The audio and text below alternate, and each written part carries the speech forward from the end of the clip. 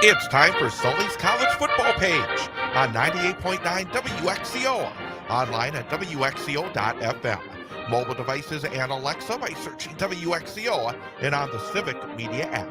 Sully's College Football Page is brought to you by the Hilltop Bar, Advantage Insurance, Tommy's Express Car Wash, Dwayne's Cover It All, Buck's Golf Shop, Jim Kreshock Jewelry, Big Fat Design, Sun Printing, Lot Nose, the Eye Clinic of Wisconsin, Peterson Kramer Funeral Home, Mensner Hardwoods, Krasowski Dental, the Cloverville Credit Union, April Rosebergy EXP Realty, France Propane, Subway, Webco of Wausau, the Kuhn Hearing Center, Carmelo's and Rip Mountain Golf Course, Joe Rader Towing, the Dirks Group, the Intermission Lounge, the Brokaw Credit Union, Champion Insurance, Trap River Golf Club, Central Wisconsin School of Ballet, Red Clover Market, Mountain Bay Auto Care, Charlie's Bar, the People's State Bank,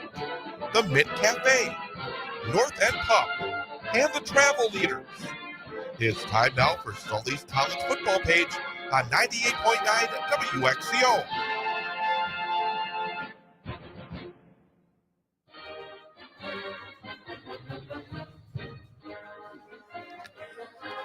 And good morning and welcome to another edition of Sully's College Football Page on 98.9 WXCO, online at WXCO.FM, mobile devices and Alexa by searching WXCO, and on the Civic Media app. You can also catch the show on YouTube. Go to youtube.com and then search the 98.9 WXCO page, and you'll have an opportunity to see and hear the show there as well. I am Chad Holmes, joined once again by Dan Sullivan. Sully, the man behind Sully's College Football Page. And Sully, good morning. Good morning, Chad. Got another great fall Saturday morning here. All good. Absolutely, and a lot to talk about. This is the final Saturday of September, so season is flying right on by, and for Badger fans, it's time to take a deep breath, then take a second deep breath, because there's not been a lot of happy Badger fans, but still lots of other college football going on today, and we'll talk about that and a whole bunch more today. Yeah, last week's loss to a lot of the aspirations that the Badgers have had for the 25 season really now are I wouldn't say out of reach, but pretty close to getting those 6 wins. When you look at the schedule this month, you got Michigan, Iowa, Ohio State, and Oregon. You've got as hard a schedule as any college football team in the country. And you really needed to go into this with a 3-1 record as opposed to 2-2. And frankly, Maryland was always a program that the Badgers had done very well against, and it was, being at home, everything that sort of lined up said, hey, you got to get off to a good start in the Big Ten Conference. And frankly, it was not a good start to the game. It was not a good start to the half. It was not a good start to the Big Ten Conference, as they fell to the Terps 27-10, and it was only 27-10 because they scored a garbage time touchdown in the last few moments. It was just a day where, again, it just doesn't feel like they do much of anything very well right now. Really, it's hard to find something that you can say, well, we'll go to this, because this, will get us going. A run game that sets up play action, or, if you're getting the ball to your speed guys on the perimeter. But right now, the Badgers don't have a lot to feature. The number that I think, again, is the biggest one, if you're looking at traditionally Wisconsin in terms of when they're good, it's being able to run the football. Right. And they had 61 yards rushing. I mean, it just seems like they have no way of moving the ball on the ground, and they're not good enough with their quarterback play, their receiver play, to be an air raid type of offense. We've seen that. You have to be able to run the football at Wisconsin, and frankly, they just cannot run the football right now. Now you could point, I suppose, to the defense, because last week it was 61 yards apiece. They held Maryland to 61 yards rushing, which is usually a formula for getting a win. But with a team like Wisconsin, over the years, with featuring the run, and then this experiment into the spread, That has now gone away. The O-line, which was once vaunted, feared, doesn't seem to carry much weight into the preparation of our opponents. So the bottom line is, we needed the Maryland win, and give Maryland credit. They came in here and got it done. Mike Loxley was under some pressure coming into the game, and his team is now 4-0. So they're off to a great start. And like the Badgers, they have a bye today. Third down conversions also stands out. That's part of I think the lack of a running game, because if you're not running the ball well on early downs, you're behind the sticks and you're forced into a third and long situation, and you're not able to run the ball to move the sticks. So you have to pass the ball to move the sticks. And again, down and distance is so vitally important. 3 of 17 on third downs. I mean, that's just 18%. That's not good enough, is it? No, when you look at the fact that the Badgers held Maryland to 4 of 14, or about 29%. Usually that gives you a leg up in terms of staying on the field and getting people off. But, Chad, not when you're converting on 18% of your attempts. And 17 is a lot. You would like to see some positivity where in first or second down you're actually getting a first down. That did not occur either with that number at 17. And again, the Badgers forced to lean on Danny O'Neal at the quarterback position, as unfortunately there was not a true head-to-head matchup between Edwards and his former team. Right. O'Neal 14 of 22, 120 yards, 5.5 yards per attempt, no touchdowns, 1 interception. It was just, pedestrian, I would say. Yeah, well, Hunter Simmons came in. It was 7 and 9. Garbage time. Garbage time. I mean, that's the very negative view, Chad. But you're right. 27 to 3 on the last drive of the game. I'm not going to say, well, Hunter Simmons is now the answer. No, I'm not suggesting that either. But I'm trying to find something positive. Yeah. It was good for him. I mean, he's a senior, and to have that opportunity to play in a Big Ten game at Camp Randall Stadium and do well. Yeah, that's a nice story to say that. Yeah, when you look at his yards per attempt, it was 7.9, and then his ratio was 1-0, which is, those are things that that the Badgers did that were positive. But you're right, you got to look at the circumstance.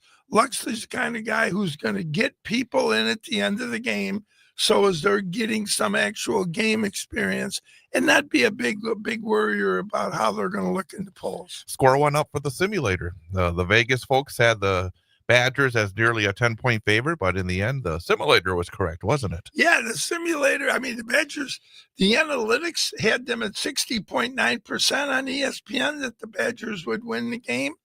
And, the game simulator wasn't buying that at all. It liked Maryland in the game, and that is by the numbers. And you can always go to Sully's College football page and go to, on the menu bar, you'll see simulator, and you can actually get information, Chad, on 266 teams, that most of whom will be in action today. So 2-2 after 4 games. The idea was to be 3-1 after this game, because I think the Alabama game was always looking like it was going to be too difficult. I don't think having this week off is really all that good for Wisconsin. I think they kind of needed to get back on the field, in my opinion, because the negativity just seems to seep in, especially just all around. I mean, hopefully within the program itself, that Fickle and his coaching staff and the team is able to, keep the outside noise out. But it's a long 2 weeks to try to get the wash of this one out of the mouth. Yeah, the only thing I can think, and I agree, you want to get on the field and get playing again and do some positive things. The one thing that you could take away from this that may be a positive for the Badgers, it gives their quarterback another week to heal. And, because I'll tell you, Ted, they are up against it in October. I mean, and then even the last 4 games, you've got Washington, Indiana, Illinois, and then your arch rival in Minnesota. So, this was a needed win. Hey, but, that's why you play the games. Yeah. We've seen bigger upsets than some of these games the Badgers are going to find themselves in. So next week they do travel to Ann Arbor, take on the Michigan Wolverines, and try to get that win that could perhaps turn things around. Get the negativity out and bring in the positivity. And a win in Michigan is always a good way to start. Yeah, and we can say some things here. The last 10 times that the Badgers have played the Wolverines, they've won 6. The last time we were there, we hammered them. It was like 41-9. Boy, have things changed since then. Yeah, so they were talking about firing Harbaugh at that point. But yes, things do change. Yes, and so you never know. And whoever said that's why you play the games is right. And there were plenty of games to talk about. It was, I think, the best weekend of matchups last weekend of up to this point of the Big Ten season. So we will talk about what's been going on, what's going to be happening in the Big Ten, and a whole bunch more as we continue here on Sully's College Football Page on 98.9 WXCO. Choose an agency with true 5G coverage. Advantage Insurance of Wausau. Great companies, great agents, great service, great rates, and great claims results. At Advantage Insurance, they support our local community and back you always. Call Advantage Insurance today for all of your insurance needs, or go to AdvantageInsuranceWausau.com. They offer top-rated coverage and the best agents that provide you a true 5G experience for the best total coverage for all your insurance needs. Chief, we've got a situation. What is it? Trouble at the naval base, sir. I'll put it on the screen. Jiminy Christmas, what happened to all our boat covers? That's not the worst of it, sir. No! Afraid so, sir. Not the boat upholstery, too. All those holes? It looks like Swiss cheese. It's funny you mention that, sir. We found the culprit. All right, Mouse, who are you working for? The Russians? Take him to the brig and get Agent Dwayne from CIA on the horn now. Dwayne's covered off. Dwayne speaking. Agent Dwayne, your country needs you. A terrorist mouse has chewed up every single boat cover and piece of upholstery in the Navy. I'll patch up what I can and replace what I can. Agent Dwayne, you're a great American. Just doing my job. Boat covers, seat upholstery, camper, deck, or patio awnings. When you need something covered or upholstered, call the CIA. Dwayne's Cover It All. Commercial accounts are welcome. Call or email Dwayne. Visit Dwayne's CoverItAll.com. Tommy's Express Car Wash at 102 Bridge Street in Wausau and 1611 Schofield Avenue in Weston has the tools and experience to keep your car clean inside and out. Our wash packages let you pay for the services you want, including Tommy Garden Body Wax, wheel cleaning and tire gloss, an underbody flush and spot-free rinse. Give your vehicle the cleaning it deserves at Tommy's Express at 102 Bridge Street in Wausau and 1611 Schofield Avenue in Weston. It takes a lot to impress us at Jim Krishock Jewelers. I mean, we see gorgeous diamonds, gemstones, and incredible jewelry every day that we've chosen for our selection. But when a diamond jewelry line like this one comes along, well, our eyes really widen up and our mouths drop open and our hearts beat a little faster. Yours will too when you stop in and check out our Fire and Ice collection of diamonds and diamond jewelry. Their slogan is bigger, brighter, whiter. And it's a difference you can see, which is the most important. Each Fire and Ice diamond is cut to maximize the performance of light coming into and leaving the diamonds to create amazing sparkle and brilliance. So whether you're planning on getting engaged or upsizing your current diamond, or just want something completely new with more sparkle and dazzle than you've ever seen before, stop in and check out our Fire and Ice collection. It's exclusively available right here at Jim Krishock Jewelers at our one and only location on Rib Mountain Drive in Wausau. Joe Rader Towing in Wausau offers 24-hour-a-day towing, lockout service, and roadside assistance throughout central Wisconsin. You can count on Joe Rader's experienced team to get to you fast. Family owned and operated. When you need a tow, call Joe at 715-212-4762. The Intermission Bar, located in the heart of downtown Wausau, is a warm, friendly, comfortable spot to enjoy time with old friends and meet new ones as well. Free live music 3 nights a week featuring some of the Midwest's finest talent. The Intermission, a social establishment.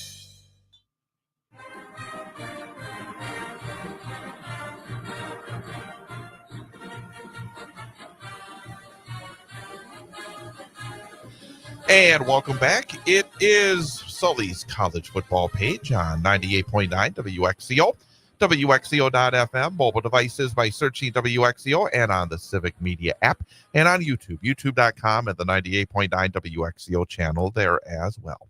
Well, let's look at the rest of the Big Ten, and let's touch on last week's game, Saul, because there were some big ones, and I think some teams made some statements, and other teams made statements in the wrong direction. I think that game, the number one game in that realm, is Illinois and Indiana, because Illinois had been in the top 10. They were looking really, really good, and all of a sudden they went into Bloomington, Indiana, and not only lost, but lost in such a way that this could be a hangover effect for Brett Bielema's team, because it's one thing to lose, but to lose 63-10, and it was 35-10 at halftime, and Indiana said, "Oh, we're not slowing down here." They added another 28 points. Illinois did not score in the second half. Number one, Indiana looks like they're going to be a factor again here this year. This season, they do have a couple of really tough Big Ten conference games where if they are able to continue along this road, there will be no doubt about them being in the mix for a playoff. And then Illinois, boy, this is one that's, even if they're able to, work their way back, this is one that's going to stick out when people are talking about who's getting in the playoffs later in the year, right? I couldn't agree more. People were looking at the Indiana game, and most people were leaning towards Illinois in this game. And it turned out to be a 52 or 53 point loss. And then, they were actually looking ahead to Illinois USC. So based on what happened last week to Illinois, Chad, I think it's fair to say today's game with SC at home is critical. If we're talking about last week's loss was really very difficult one for the Badgers, this loss would be equally bad for Illinois, and they at that point will not make the Big Ten championship in all likely, given what's around them, which means they do not have a shot at the college playoff. Michigan beat Nebraska 30-27. Big road win for Michigan. That does keep them, I think, very much in the picture when it comes down to the conference and the playoff.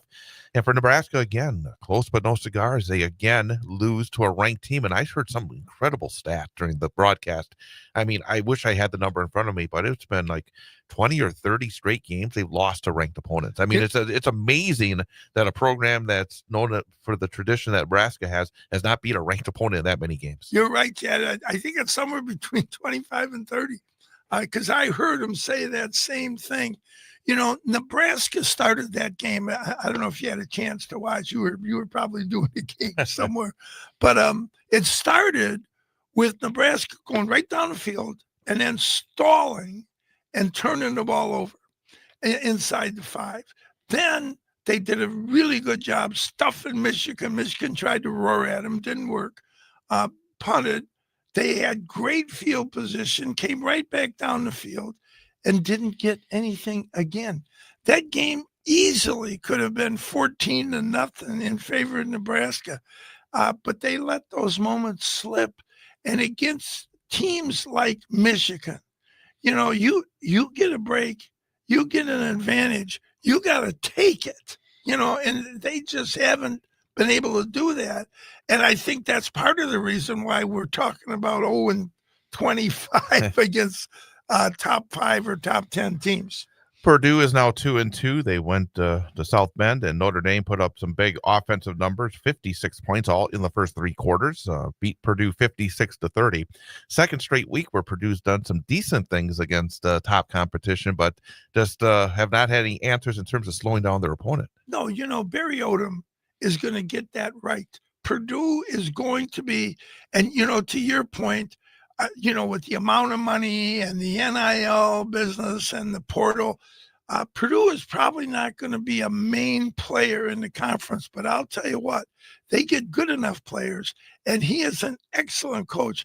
I look for them in a year or two to become a spoiler, and they're going to beat some teams that they should not be. And I'll tell you, defensively, Notre Dame has got some work to do, and Barry Odom recognized how to attack them.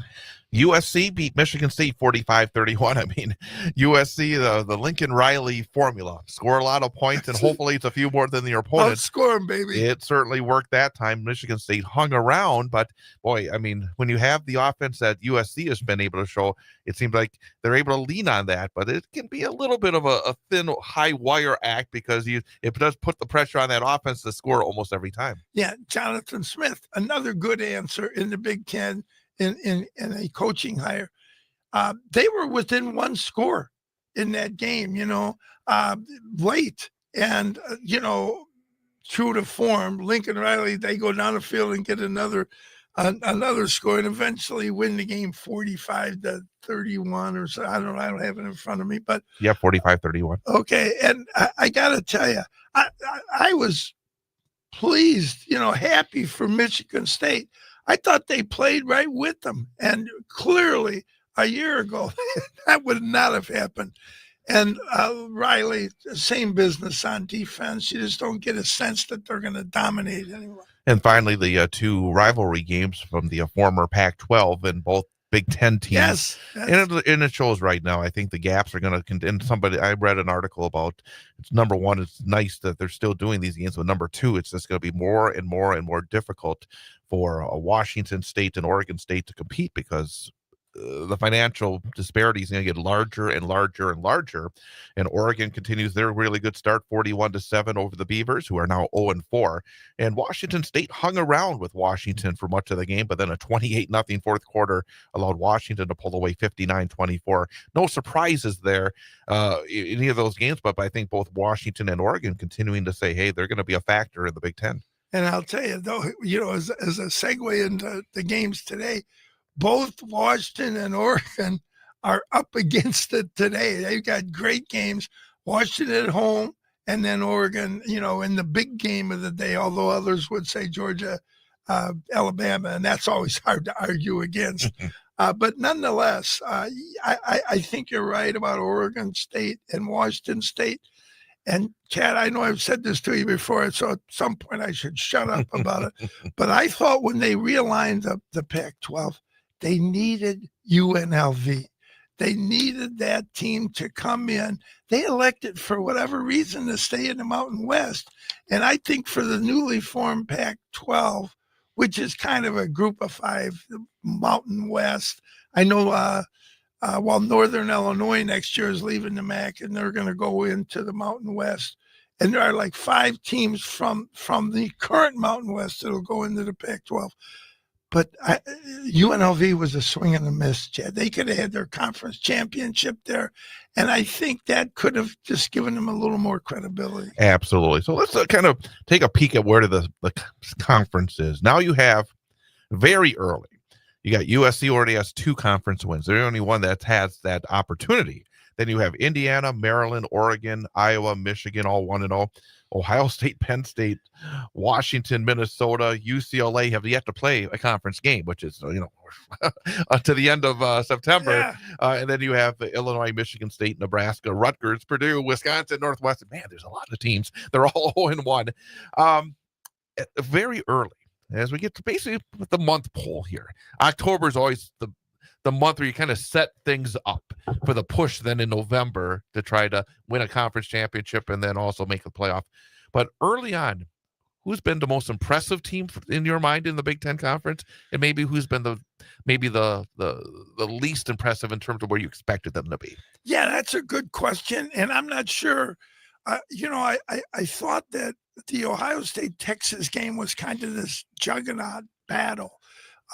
But then Texas has struggled. They've played some really average teams, group of 5 teams, until last week. They did not look really that impressive.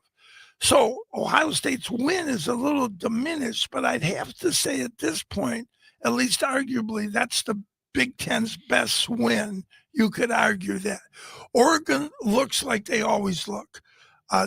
Can score from anywhere on the field, blessed with speed, and look a little better defensively. But who have they really lined up against and played? The Big Ten non-schedule or non-conference schedule is not something that's stellar. You know, Michigan went and played Oklahoma. I'll tell you one thing that struck me in watching these teams play is, in my opinion, the best tackling team defensively is Michigan. I'll tell you, I watched them. They do not miss tackles in the open field. They run through guys. You know, Walter Payton used to say, "You explode into the tackler." Well, it looks like, you know, that they have inverted that. Michigan, they explode into the ball carrier. They looked really solid in that vein. So they've looked good defensively. Ohio State, you know, from a talent perspective, that they can line up and do it. Penn State, I think, has not really played mentally. I think they are so excited about this game tonight. This is the chance to end all the nonsense that's said about Franklin, their coach. And, you know, I think this game tonight, Oregon better be ready, because they're going to get a heavy dose of Singleton and Allen. Aller is looking for redemption, you know, so I wouldn't be surprised if Penn State wins this game by a couple scores or even more. Oh, I think there's something we're talking about. We're going to take a timeout. Then we're going to talk about all the action going on in the Big Ten. One of the things is we'll talk about as well as the non-action, because there's a lot of teams who aren't playing today, but we will talk about the games that will be on tap in the Big Ten Conference coming up here on this Saturday. With Sully, I'm Chad Holmes. We'll be back in just a moment. Sully's College Football Page, 98.9 WXCO. I only travel once or twice a year, but when I do, I go big. Exotic places, incredible hotels, new experiences. It has to be memorable. That's why I call Travel Leaders of Wausau. They get me, and they take care of all the details, so I don't have to worry about a thing. Travel Leaders gets you, and we get you there. Travel better. Call Travel Leaders of Wausau at 715-355-4437. And can't forget the sandals and the right sunglasses. Hello, my name is Steve Brickner. Here at Brickner Motors in Little Chicago, we'll help you order your brand new Chrysler, Dodge, Ram, or Jeep and get it equipped the way you want it and the color you've always dreamed of. That means you won't overpay for something you don't want. Quality vehicles and competitive prices are what keep people coming back again and again. Make the drive out to Brickner Motors on Little Chicago's northeast side and let our family take care of your family. You can count on us. Yes, you can. The Kuhn Hearing Center is a family-owned and operated hearing care facility located at 1699 Schofield Avenue, Suite 106 in Schofield. Dr. Tim Kuhn has been practicing audiology in the greater Wausau-Weston area for 26 years. Dr. Kuhn works closely with several audiology agencies, including Signia Hearing Aids and Accessories, which provides access to the latest and most advanced technologies in the hearing industry. For more info, check them out online at kuhnhearing.com or call 715-298-5511. Big Fat Designs can give your company the cutting-edge look it needs to attract customers and stand out from the rest. From websites and print designs to logos and letterheads, Big Fat Designs is your effective and affordable marketing solution. E-commerce, online customer database, video and audio players, Big Fat Designs does it all. And the best part, you deal with someone locally to talk with, to meet with, working hands-on towards your success. Big Fat Designs in Wausau. Find out more online at bigfatdesigns.com.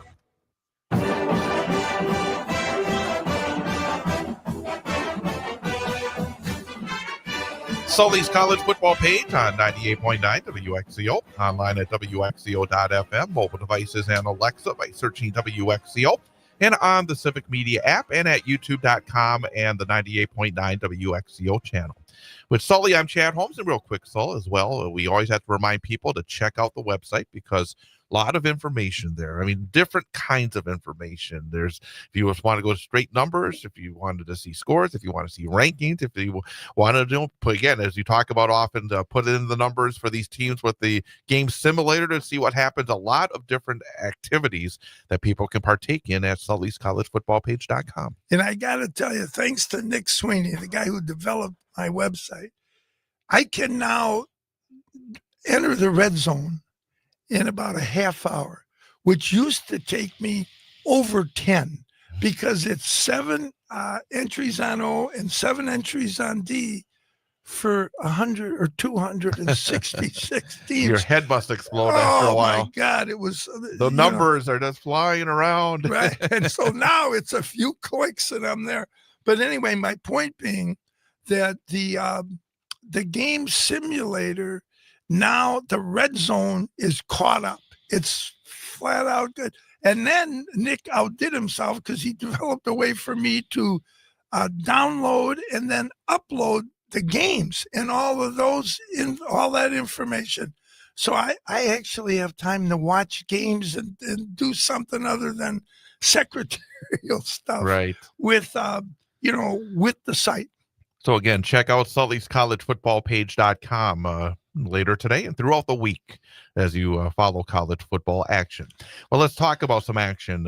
Some big games in the Big Ten coming up, and Ohio State at Washington. I mean, that's a major matchup. Ohio State 3-0, Washington 3-0. Both teams have been recently in the playoff and in the national championship game. This one being played in the Pacific Northwest. I mean, this one has a lot of the elements for a really intriguing matchup. You got to think that Washington is sitting out there sharpening their swords. This is their chance to break into the national conversation. Now, they have lost 4 in a row to the Bucks. In fact, the last time they beat them was in 1995. But they don't play a whole lot.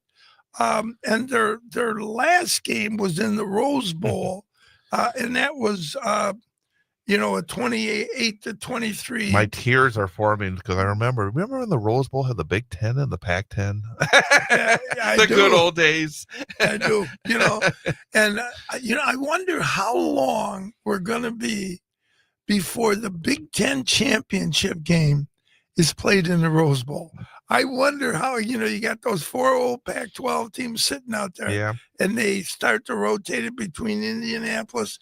It's actually a very intriguing idea. Yeah, you've got to think at some point, given the history, especially if Oregon or SC or Washington, and to a lesser extent right now, UCLA, were able to get into that championship game. What about the game itself? What do you think? Well, the Bucks are 8.5-point favorite, and I don't know. I only look at the line once, and I know it fluctuates, so I have no idea where it is now. Interestingly, and you're all over it when you say our game simulator, which we talked about a moment ago. It's early, and it doesn't have a lot of information. And I think, again, you correctly pointed out that Texas-Ohio State game can skew the numbers, and it has. But nonetheless, when the site looked at the existing numbers, it said flip a coin. It said that Washington would outperform Ohio State in 4 of the areas. So I'd encourage you to take a peek at that, and you can kind of look at it. Keep it in mind that we're not saying that this is what's going to happen, but we're saying by the numbers right now, with the opponents outside, and the fact that Washington is home is not considered either. It does seem like Washington is very explosive. I mean, 2 of the games. I mean, Washington State and Colorado State are programs that from time to time have had recent success. Oh, sure they have. So I mean, it's not as though they're playing the little sisters of the poor either. But I mean, when you put up 38 against CSU, then the 70 against UC Davis, and 59 against the Cougars, that's explosive. Yeah, and I mean, Mike Leach had some real success at Washington State. And, I think when you... Well, they were actually doing okay until the conference imploded. I mean, then they basically lost. They lost their coach. They lost, John Mateer left for Oklahoma. I mean, you're the Washington State guy, right? Yeah, so absolutely. It just shows again that, when those dominoes start to fall, you better make sure you're not under the big domino and it kind of can crush you. And I think for both Washington State and Oregon State, they're in a tough situation. They are. And, my point being, there was a time when Mike Riley at Oregon State and Mike Leach at Washington State would play with those. I mean, they'd line up. In fact, I think that it was either Oregon State or Washington State was 2-2 in the last 4 games against those teams. Yeah. So The reality of Washington at home, Oregon at home, can be challenging, and Ohio State better be ready to go. We have UCLA and Northwestern, and one program has already made a coaching change. The other coach in this game is feeling some heat. Very early in the season, but all the sites already have their coaches on the hot seat articles ready to roll. UCLA 0-3, 0-0 in the Big Ten. Northwestern 1-2, 0-1 in the conference. They're only lost. They kept around Oregon for a while, a couple of weeks ago. They did. But this game being played in Evanston, I mean, it's just odd. UCLA, glitz and glamour of Los Angeles going into, always seems like kind of quiet and serene Evanston to take on Northwestern. Yeah, I always have an image of UCLA or SC coming to Northwestern and playing a beach volleyball game. Instead of playing on the Pacific Ocean, they're playing at Lake Michigan. Yeah, much chillier. Yes. Interestingly, Northwestern is favored in this game. So when you look at these, it shows where UCLA is. Yes. And even when you look at the rosters, there is no question that UCLA's roster is better than Northwestern's top to bottom. I can show you the recruiting for the last 4 years and what happens in the transfer portal is a lot better or stronger at UCLA than Northwestern. The simulator thinks that of the 8 areas assessed, Northwestern will outperform UCLA. The final thing is Northwestern's one win is against Western Illinois, who was a few years ago, without question, the worst team in the FCS. They were terrible. They went like 1-30 something over a 3-year period. Well, and also one final thought is when you have an interim coach, things can go one of two ways. Yeah. They can either come around and all of a sudden, hey, they get a spark and they start playing much better, or things are completely shut down where everybody's looking for their next move. Yeah, and if the game goes according to Hoyle and the rosters emerge, it's a faster game. It gets a little more scoring in it. You gotta like UCLA, even though the Cats are favored by 6.5. Indiana is at Iowa. Boy, I mean, Indiana, big test last week against Illinois. Another big test, and I would say probably even a bigger test because they're going to be playing in Iowa City in this one. This is one of those games that, again, Indiana, everyone doubts them, and every time they get doubted, they say, okay, step back. We're going to do something here. Yeah, and I've been one that has criticized Cignetti's non-conference scheduling. 6 straight games non-conference the last 2 years. They have not stepped up to play a Power 4 opponent. That said, when Michigan won it 2 years ago, no Power 4 non-conference. When Ohio State won it last year, no Power 4 opponent. So it's hard to criticize Cignetti when you look at the Blue Bloods who are doing the same thing. And interestingly, Chad, if you're doing a little, crystal ball projection here, Penn State this year did not play a Power 4 opponent in their non-conference. And believe me, the talking heads have made that clear. And real quickly, I forgot to mention the TV for these games. Ohio State and Washington, 2:30 on CBS and also Paramount Plus. UCLA and Northwestern, 2:30 on the Big Ten Network. Indiana and Iowa, Peacock, strictly Peacock, not NBC, but just online at Peacock at 2:30 today. And next up, it's Rutgers and Minnesota. Rutgers 3-1, 0-1. They had that tough loss against Iowa last week. They had a very competitive game, and Iowa in the end won it in the fourth quarter. Minnesota 2-1. They're lost to Cal, but they're yet to play a Big Ten game. This one will be on Big Ten Network at 11 o'clock today. Yeah, and one of the shocking results of last week was Cal, Justin Wilcox, Wisconsin guy. They were undefeated, and they got beat by San Diego State 34-0. It was like, where did that come from? Because, they beat Minnesota, and I thought, well, that's not a bad loss. Cal's having a really good season. But anyway, I think with these teams, Rutgers really, they think they're going to be bowl eligible. They think that they can get a decent bowl. they got to find a way against Minnesota. So they're going to have to bring it today. And I got to think that PJ is interested in that UCLA job. I think he was a couple of years ago. But anyway, very interesting game in the Big Ten and really important for both clubs.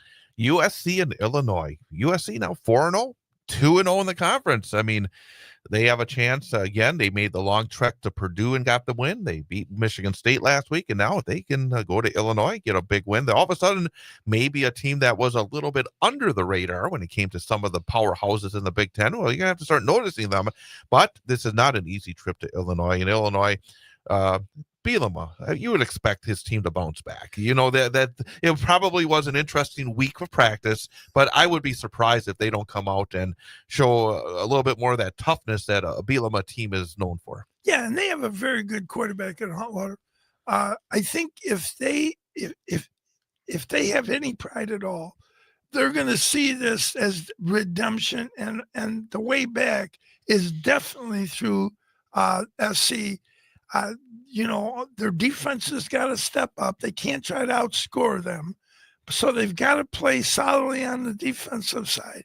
And then I think the best way to slow down Lincoln Riley is to run the ball. Yeah. Keep those guys, let the sweat dry, keep them on the sideline. I don't think the Illini simulator numbers were helped by that game last week because the simulator has USC really winning this one. Yeah, they looked at the 8 categories and said right now SC is outperforming them in 7 of them. That game will be on Fox, the big one on Fox. Not last week, Illinois didn't do very well on national TV on NBC. This time around, they'll try to do better on Fox at 11 o'clock. There you go. And then the game of the day in the Big Ten Conference at the very least, and very maybe in the top 2 probably in the game of the day nationally. Oregon, Penn State, 4-0 Oregon, Penn State 3-0, Oregon 1-0 in conference, Penn State 0-0. Tonight on NBC and Peacock, the old whiteout in Happy Valley. We've talked about how Oregon has come out and just been really dominant in their first 4 games of the season. You've discussed, again, kind of waiting to see with Penn State having this top-level competition. Going to learn a lot tonight, won't we? Yeah, I can't. This game is you know, I mean, with all due respect to Georgia and Alabama. And finally, Chad, somebody mentioned that Alabama has beaten them 9 of the last. I never heard anybody talk about that Alabama Except had won. you. Yeah, well, I mean, you know, the reality here is when you line up and you beat somebody 9 times in 10 games, usually people talk, you know, kind of glowingly about you and disparagingly, but nobody seems to say that. But nonetheless, that running game of Penn State and the physicality that they're going to try to bring in this whiteout tonight, I think is very interesting. Allen and Singleton are going to come roaring. And I think Aller, you know, that Notre Dame, you know, fiasco at the end there when he tried to make a play, and everybody in their cousin Louis was criticizing him. The kid tried to make a play. You know, it was, and why, if Penn State was going to criticize it, then why didn't they tell him to, like, we're going to go to overtime, just take a knee? Nobody said anything about that. Nonetheless, the last time these teams played in a regular season game was 1964. So it's been a while. And actually, I believe Oregon won that game there. And then they've met 5 times, the most recent being last year in the Big Ten championship game, which I believe Oregon won 45-38, so high scoring game. Nebraska with a bye, also with a bye today. A number of other schools in the Big Ten Conference. Where's that list? There's a lot of teams. Wisconsin has a bye. Yeah, where's that list? It's right at the segment 3, right below it. Michigan. Okay, State. Michigan State, Wisconsin, Michigan, Maryland, and Purdue. So 6 different teams have bye. Yes, and Nebraska. You're absolutely all over it, Jeff. All right, so that's a look ahead at the action in the Big Ten Conference today and tonight. Coming up, we'll start our run through the rankings. Our rankings, you bet. Yep, the FCS Top 15. Then we'll have the 10-game challenge. Then the Group of 5 and the Power 4 rankings still all to come as we continue here on this Saturday morning. Sully's college football page on 98.9 WXCO. Thinking about changing to organic or natural foods? Then you need to stop at Red Clover Market at the Total Rental location in Weston. Family-owned Red Clover Market, your healthy natural food store. Open Monday through Saturday. Looking for a part for your vehicle? Look to Hilltop Auto Wrecking in Wausau. Hilltop Auto Wrecking can help you find just about any part you need for your car, truck, or SUV. They have a great selection of auto glass and tires with lots of sizes ready to go. Hilltop Auto Wrecking is always looking to buy vehicles, so if you're stuck with an older junker, they can haul it away for cash. Hilltop Auto Wrecking, family owned and operated for over 40 years at 237-934 Del Rio Road, formerly 6806 North 33rd Street, Wausau. Call 715-675-3258. For more than 60 years, Sun Printing has been Central Wisconsin's commercial printer of choice due to their commitment to quality, creative solutions, and dedicated service. Sun Printing's team offers you a wide spectrum of services. Whether you need offset, digital, large format, graphic design, or mailing, they print everything under the sun. No project is too big or too small. So give Sun Printing a call at 845-4911 or visit them online at sunprinting.com. Since 1981, Lopno's has been Wausau's favorite sports bar. Grab a bit of Wausau's past while you're watching your favorite sports teams at their historic turn-of-the-century establishment. Lopno's is the perfect place to catch all the sports action on their 15 enormous flat-screen TVs, enjoy a night on the town with friends, or have a celebration in their private party room. A great place for birthdays, anniversaries, clubs, or meetings. Lopno's, Wausau's oldest and finest sports bar, 3rd Street, Wausau. For over 40 years, Champion Insurance has been helping business owners protect themselves. They also offer protection for your home, auto, and other personal assets as well. Local family owned and operated. Champion Insurance. They got you covered. Schofield Avenue, Schofield.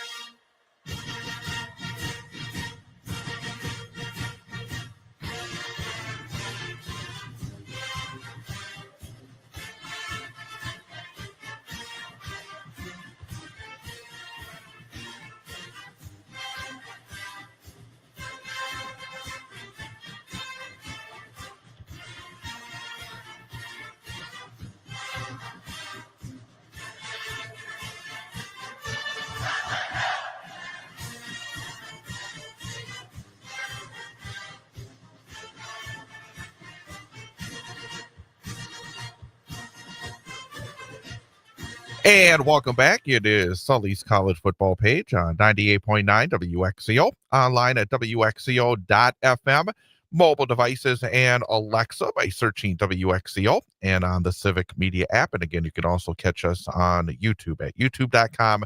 Go to the 98.9 WXCO channel, and then you can not only hear what we're saying, you can also see what we're saying here every Saturday morning. And again, if you want to go back and actually watch previous shows, you can do that as well on our WXCO YouTube channel.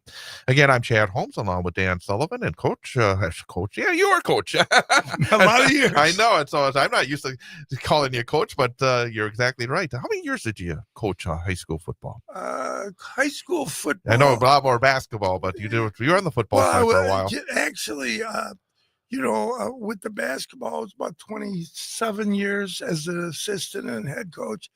And in football, about half of that, about 13 and 2 years as a head coach. Still a lot of years and a lot of experience with the young people. And that's always outstanding. And now let's go into some of the rankings. We have the FCS top 15. And again, for folks, you separate all these rankings. So much information on the website at sullyscollegefootballpage.com. And a lot of these teams that really deserve the attention because of the success and the real level of football you see at the FCS level as well. Yeah, people don't, I suppose at some level, if they took a breath and stepped back and really looked at it, they'd realize how good these kids are. I mean, you can go down the road to Stevens Point and watch their basketball team, and you realize how good they are at that Division III level. My brother Pat coached for a lot of years at the NAI level, and they beat Northern Iowa. They beat San Francisco. They beat some Division I teams when they had seniors because of the skill set and the mental toughness. They could beat better athleticism. So yeah, we do this. It gives us a chance to talk about 60 teams every week of the 267 that are playing on the Division I, and it creates more of a level field in terms of the rankings. Well, let's go right into it. Let's go into the top 15 teams in the FCS. We'll take them in groups of 2 here. We'll start with Montana State at number 15. They're 2-2 on the season, beating Mercyhurst 17-0, getting set for Eastern Washington. And number 14, Dion's Old School, Jackson State, from the SWAC, 2-1, and got Southern University up next. Yeah, and Montana State for a while there was 0-3. They had lost in the semifinals of the FCS championship game to North Dakota State, who a lot of people lose to. Then they lost to Montana, not to Montana State, but to Oregon, to open this year. Mm-hmm. And then they got beat in overtime by South Dakota State. So even though their record may not be stellar, you consider who they've been in with the last couple of weeks, and then to end the season ago, this is a very good team. Fully expect them to compete for the Big Sky Championship. Number 13 from the Patriot is Lehigh. They're undefeated, knocked off Bucknell, and they get set for the Quakers of Pennsylvania. And then number 12, Southern Illinois, the Salukis, alma mater of former Cardinal quarterback Jim Hart, as I said last week. And Yes. Southern Illinois 3-1. They beat Southeast who? T.O. Who's that? Southeast, I have to look. I don't know who that is. But they put up 59 points. So that's the it says SETO.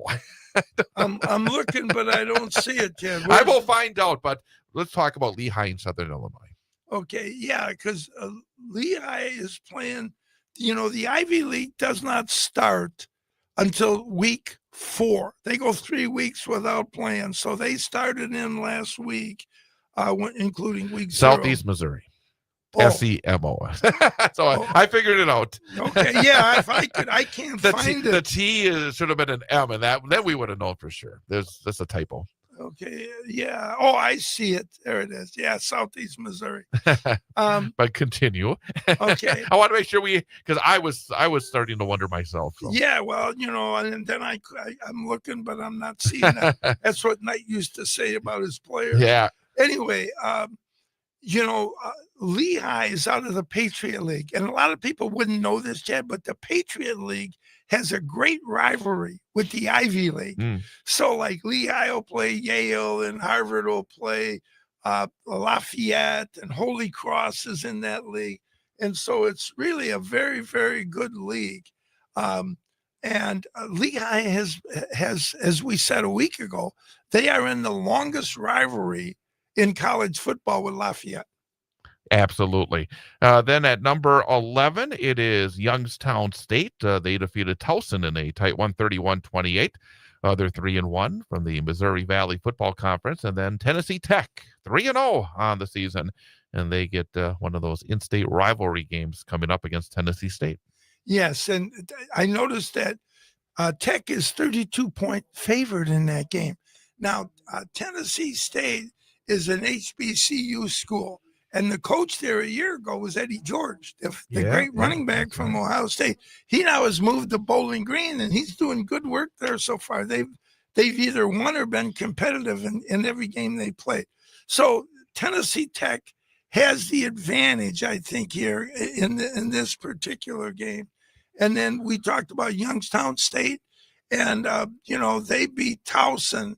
And that would be a team in the Coastal Athletic Association. Number 9 is Monmouth, and they're 3-1, and they beat Villanova, a team that was in these rankings previously this season. Monmouth over Villanova, 51-33. And then Illinois State, the Redbirds, again, another team from that Missouri Valley Football Conference, 3-1 after a double overtime win over North Alabama.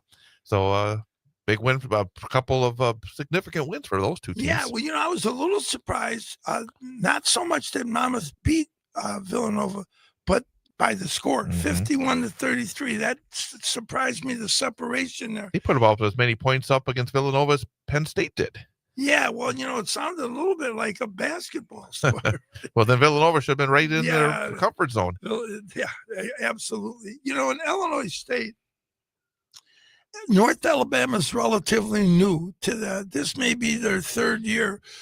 So again, I was a little surprised, not that Illinois State won, but that the game was that competitive.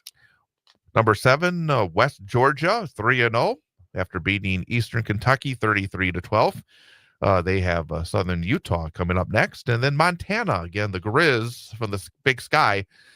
They roughed up the Sycamores of Indiana State 63-20, and they have Idaho coming up next. So 7 West Georgia, 6 Montana. Yeah, and West Georgia and North Alabama are in the same league, so those teams will play. And West Georgia is newer to the FCS than even North Alabama, and they have been performing at a very high level. Georgia has excellent high school football.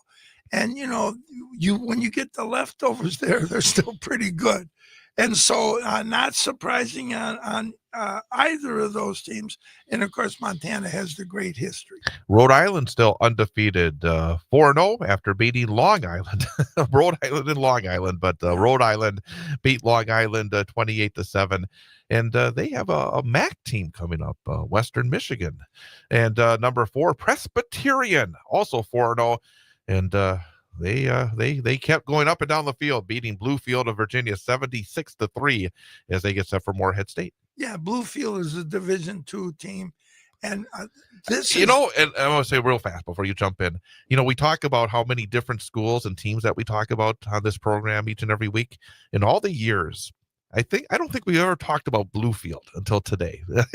So add another one to the list of college football programs that have been talked about on this show that I think there's probably a record somewhere out there for that. Well, you know what happens with the when I started the site, I had no idea of how much work it was going to be because I didn't realize it was just an FBS. Well, if you're going to have those games with the FCS, you have to create a page. Well, there were so many of them, I thought I might as well just do the whole FCS, just add them in and we'll do those teams. Well, then, in my infinite wisdom, I didn't think about that the FCS, when they play down, they're playing Division II, they're playing Division III, they're playing NAIA. Just keeps on going. Yeah, it does. And so many tentacles. We are approaching 500 teams. Because, and it's a good point what you made, Chad, is because every year one of these FCS teams plays a team that's not in our database at least once, sometimes more. And so then we have to create a page for them, and it grows yet again. Number 3 is Tarleton State. They're undefeated at 4-0 after beating Chattanooga 52-24. They have a bye coming up. And number 2, South Dakota State. And 3-0. Getting set to next take on Mercyhurst. Yeah, I'll tell you what, from what I've seen at Tarleton, that's out of Texas, they might be in position to challenge the Dakota schools.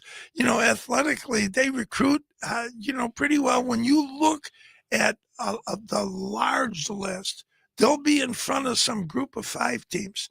So the reality here is that we might see a newcomer this year in the playoffs at that level.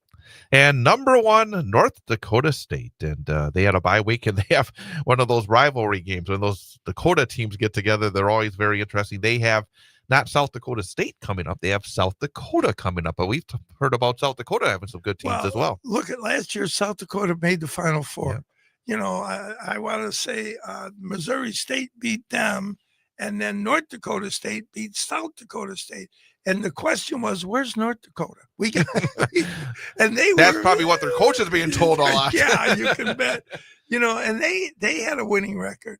And so, that connection there with the Missouri Valley Football Conference, if you go back 3 years, say, they are a lot on this level, like the SEC was on the level above.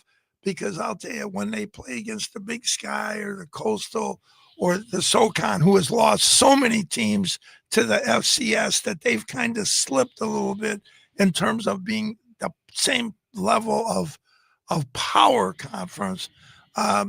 But I'll tell you, those Missouri Valley football, and you got to say Missouri Valley football because the Missouri Valley sued them. So I would see why, though, too. Yeah, well, they were kind of Missouri Valley when I was a kid in basketball. Yeah, I mean, they were still is what you think of. Yeah, they were Big Ten. They didn't care. They go right after them.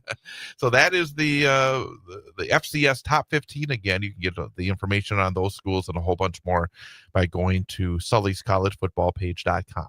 Coming up a little bit later on in the second hour, we'll talk about the Group of 5 Top 20, and then, of course, the Power 4 Top 25. But before then, as we get ready for hour number 2 of this program, we always start off the second hour with the 10-game challenge. Yeah, we have Keith, I said, from Zillman's here today. Fantastic. Keith, I know has had some radio background, and you always see his smiling face when you go into Zilly's to get whatever it is you're getting there from what I think is the best meat market in this part of the state. Fantastic. So we're going to talk about 10 of the big games coming up, and Sully and our guests will have an opportunity to pick them as well. So that's coming up as we head into hour number 2 of Sully's College Football Page on 98.9 WXCO.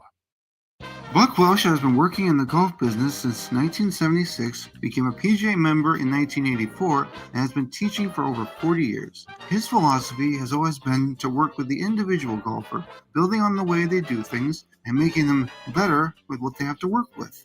Call Buck at 715-581-2646 or check out the website www.bucksgolfshop.com to get more info about lessons.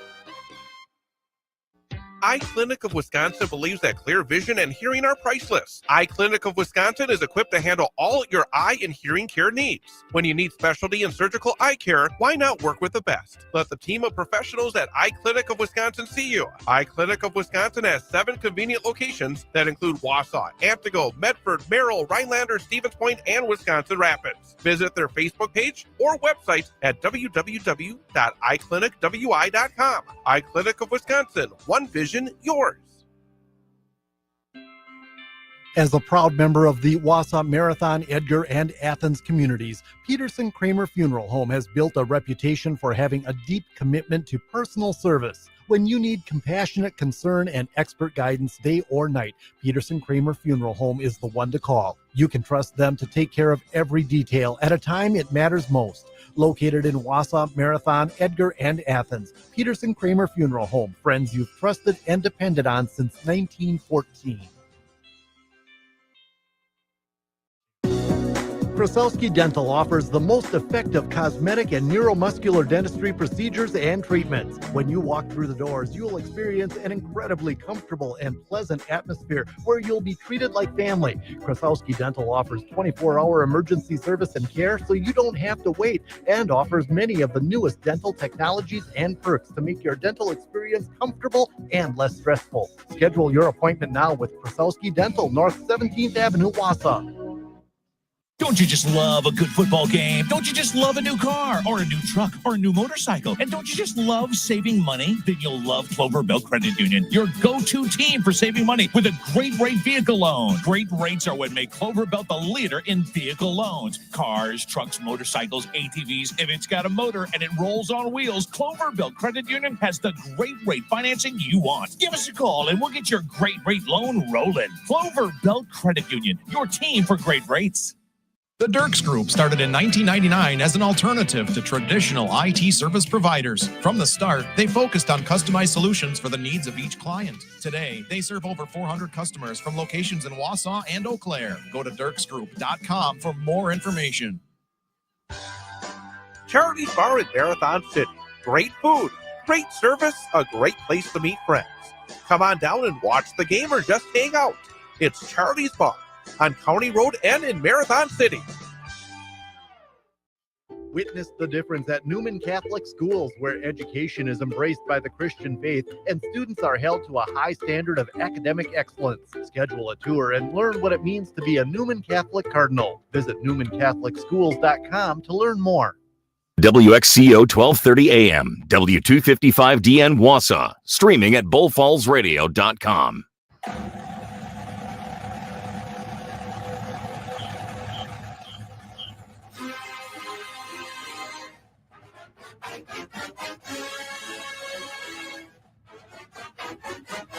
And welcome back. It is hour number 2 of Sully's College Football Page on 98.9 WXCO, online at WXCO.FM. Mobile devices and Alexa by searching WXCO and on the Civic Media app. And again, you can also catch us on YouTube. Go to the 98.9 WXCO YouTube channel to catch the game, catch the show live, and also be able to go back and watch and listen to it at your convenience as well.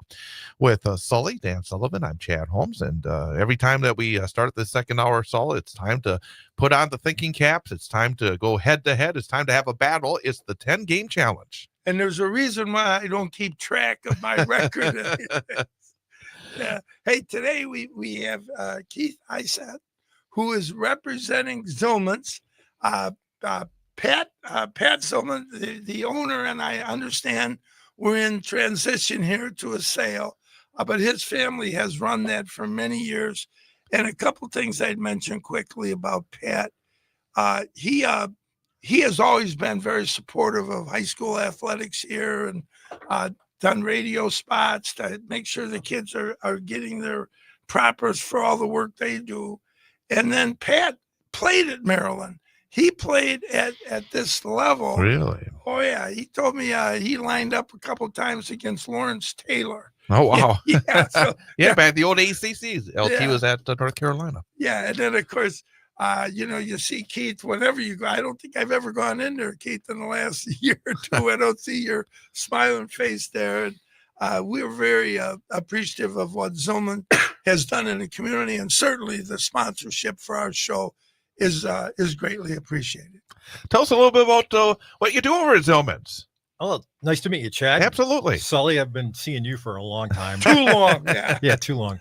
I've been there 3 years, and actually the transition has happened. Dan and Steve now own the business. Okay. Steve's been there over 20 years and Dan's been there over 10. And it's been seamless, and it's been a good change. Pat did a great job. It's nice to see some younger guys, because I'm almost Pat's age and they're younger. Steve and Dan are younger than I am. So yes, I know those guys. And it's nice to see them taking over. So yeah, it's a full service meat market on 6th Street, and been in business since 1961. Wow. Pat's dad, Jim Zillman, and Pat's uncle Wayne Zillman started it, and then Pat's brother Lonnie and Pat took it over, and then when Lonnie passed away, then Pat ran it, and Pat decided it was time for him to retire. So now it's in different hands, but it's still the same great service, still same great products. Yeah, and the thing you love about it is it's always been a high quality business, and these guys that are taking it over are veterans. They know how to keep the quality that Lonnie and Pat have continued from what Jim and Wayne did. So very smooth transition, like you're saying, is not a surprise. No, it's been great. I was a customer there for over 16 years, and I'd been a stay-at-home dad, and my wife suggested I go to work for Pat because he was looking for somebody, and I went in, and Pat and I had a 10-minute conversation, and I've been working there ever since. Fantastic. Well, let's jump right into it. Again, 10-game challenge. So who are you going to start with today? Always the guest. The guest always goes first. All right, so let's get game number 1. Boise State and Appalachian State. So again, the blue turf taking on App State. Boise State and Appalachian State. And as always, the guest goes first. Thank you. I would probably get yelled at by my wife if I didn't pick Boise State. She is from Wisconsin, but we lived in Idaho for 5.5 years before we moved here. And so we lived in near Boise, and there's something about that blue turf that you just have to, especially for a home game, you got to pick them. So what do you think? Well, I'm going with Keith on this. I think, in fact, that blue turf, there was a conversation a few years ago that the conference did not want Boise to wear those all blue uniforms because they disappear into the turf. But nonetheless, I think Boise this year had a rough game against South Florida to start the season, but have gradually gotten back on track. And Appalachian State is, I believe they're 3-0 at this point. But nonetheless, Boise's played the better schedule, and Boise just looks to be the part a little more than Appalachian State. One quick note on this game, and there might be just, for people out there, I saw this week that Appalachian State's former coach who had left at the end of last season, I forget where he was an assistant coach this year, but he passed away this week. Oh, really? And he was a guy that played at App State. He was an assistant coach at App State, and then he was the head coach for the last 5 years. And so that could be an emotional aspect to this game that has something going on here. So there are always those subliminals, and thanks for that. I did not know. No, I happened to catch that story just a couple of days ago. Our second game is Iowa State and Arizona, and you have to think about it, but it is a Big 12 conference game. Yeah, that's a fact. I got to tell you, Brent Brennan was at San Jose State, and he's now at Arizona, and he got just blasted last year. They didn't have a very good year. When Kenny Dillingham left, people thought that, or not Kenny Dillingham, when he's at one of the former Pac-12 schools now, they thought that they were in good shape, but it turned out they really struggled last year. This year, so far, they're undefeated. They're going to Iowa State, and Maddie Campbell is waiting for them. And so I'm gonna go as happy as I am for Arizona and Brent Brennan. I'm gonna go with Maddie Campbell and Iowa State. And Keith, what about you? Who do you have in this one? Maybe the Wildcats. They're off to a good start this season, and their coach was a little under heat before the season started. Yeah, so Brennan, yep. So it was very important to get off to a good start. Our third game of the 10-game challenge, a big one in the Big Ten. You got Iowa at home against Indiana. Indiana coming off that massive win over Illinois last week. Iowa had a nice road win against Rutgers last week. And this time we'll start with Keith. We'll go with Iowa. Taking Iowa, the defenders. I do think this game is a lot closer. It's the first time, Keith, that Indiana has left their home state. And while I really like Iowa's defense, I think Indiana is going to keep this going and is going to be able to get this done in Iowa City today. All right. Game number 4, another one for the Big Ten. The team that took the whooping from Indiana last week, the Fighting Illini of Illinois, will play host to the Trojans of Southern California. And Sully, you're up first. Okay, now, Keith, these teams have played 11 times. And the Beach Boys, as I like to call them from my long history with Notre Dame losing to them, which I've always said was related to the fact that they wear so much sea and ski in copper tone, we slide off them when we try to tackle them. But nonetheless, I think SC is going to go into Illinois, and sorry for Bielema, who, Chad, you and I are both fans.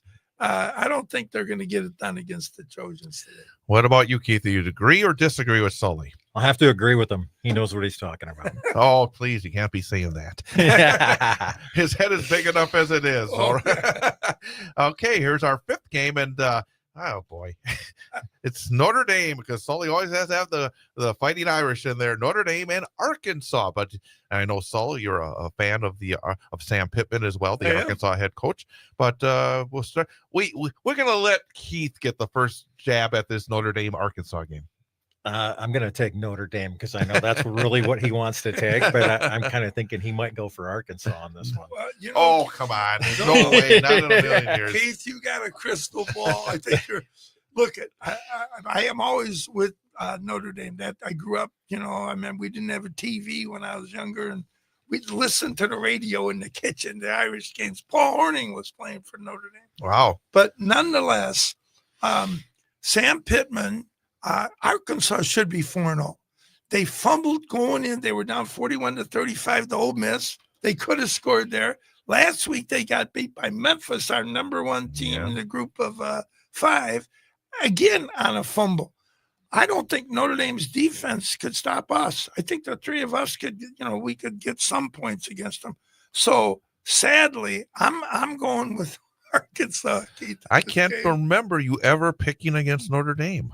I don't, boy, you must really, really, really like Sam Pittman. I do like Sam, but it's got nothing to do with this. I don't know. I give you credit here. Boy, I call me shocked here. Well, that game's at 11 o'clock, so we got about a 45-minute a window here, and we're going to start to get some results. All right. Well, we're halfway through the 10-game challenge. And Keith, before we continue with the final 5 games of the challenge, any other information that people should know about Zillman's? Because obviously it's been such a staple here in Wausau for a long time. But anything you'd like to add about Zillman's for people to know about? Well, I think that you guys should try some of the samples that I brought today. We're going to get Ian in here from the other side of the glass here because I can tell that he wants some. So there's plenty. Very good. Okay, let's go into the final half of our 10-game challenge. We have Mississippi State and Tennessee, SEC battle. Mississippi State's actually been playing some pretty solid football. Tennessee with their high expectations. Sully, we'll start with you. Got my sausage going. Don't be spitting it out here while you're talking, though. I'm trying to handicap him. This microphone is at risk. Mississippi State is unbeaten this year.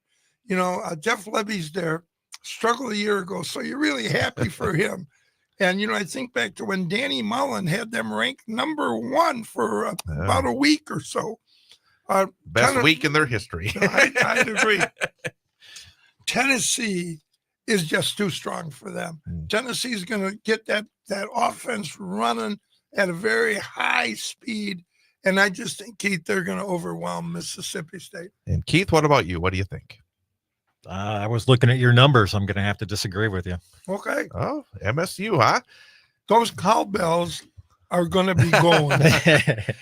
And Ian, you come on in and grab some of the samples here because we have a couple minutes here before the end of the segment. But our 7th game, and this week it's correct because I think this was on the list last week. Yeah. Texas A&M and Auburn. Texas A&M and Auburn, another big SEC matchup. Auburn coming off the loss against Alabama. Texas A&M had that big win against Notre Dame a couple of weeks back. Texas A&M and Auburn. And Keith, what do you think? I was too busy talking to Ian. Let's go with Texas A&M. Okay, I'm going to say that Hugh Freeze has been close a lot this year, and he's going to be close again. But A&M is going to beat them at home. That is one of the most difficult environments to play a game in. There's over 102,000 there at every game. You got the ROTC marching in. They got a big school there. In fact, I remember Mike Leach used to say, "That's not a military school." He'd get out of it. And he'd say, "If it is, I'm a pirate." But nonetheless, I think A&M finds a way, Keith. And Georgia and Alabama. And this time around, again, the game many people consider the game of the day. I don't think it's the game of the day. I think the Big Ten game is. But Sully, what do you think? Georgia and Alabama. Well, Keith, here's something most people don't know. Alabama, which I'm always babbling about, has beaten Georgia 9 of the last 10. I mean, that when I tell people that, they say, no, that's not. I say, yeah, it's true. I think that ends.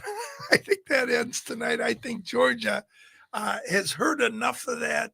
And while maybe a lot of people here who are college fans in Wisconsin don't know that fact, you can bet the kids in Georgia are very aware of it, and they're going to try to put it into it tonight. Keith, agree or disagree? I'm going to disagree. Your numbers are equal, but the fact, like Sully just said, that They've dominated their head-to-head. So mental thing, huh? I think so. Very good. And next, another big SEC matchup, LSU and Ole Miss. LSU's at times not been the most impressive, but they're finding ways to win. And, of course, Mississippi trying to bang their way in as Lane Kiffin tries to make a lot of noise and make Mississippi one of those powers in the SEC as well. And, Keith, you're up first. I'll have to go with Ole Miss on this one. If it was a home game at LSU, I'd go with LSU. I saw one of Shaquille O'Neal's last home games in the Noise Dome, and their fan base is insane. Oh, they are. And I'll tell you, come Saturday night, you do not want to be down in Baton Rouge playing these guys. That said, Ole Miss has been able to score a ton of points this year. LSU's defense is certainly better than it was, but I think at risk in this game. And these two coaches have a long history, with Kiffin being at SC and Kelly at Notre Dame. All that said, Kelly has had the better part of this, but it won't matter because tonight LSU is going to get this done, or the 2:30 game, I think it is. They're going to get this done against the Tigers. And then finally, if it's not Alabama and Georgia? The other game thing talked about is the game of the day and the night is Penn State and Oregon. Penn State and their whiteout in Happy Valley taking on the Oregon Ducks. And Saul, you're up first. Yeah, I got to tell you, I think that Penn State is going to play with a lot of energy tonight, more so than what they typically get in a whiteout because of all the things that have been said about them and their coach in terms of not performing in big games. What they're really saying, Keith, is they have a hard time beating Michigan and Ohio State. Who doesn't? But nonetheless, I think they bring enough energy tonight.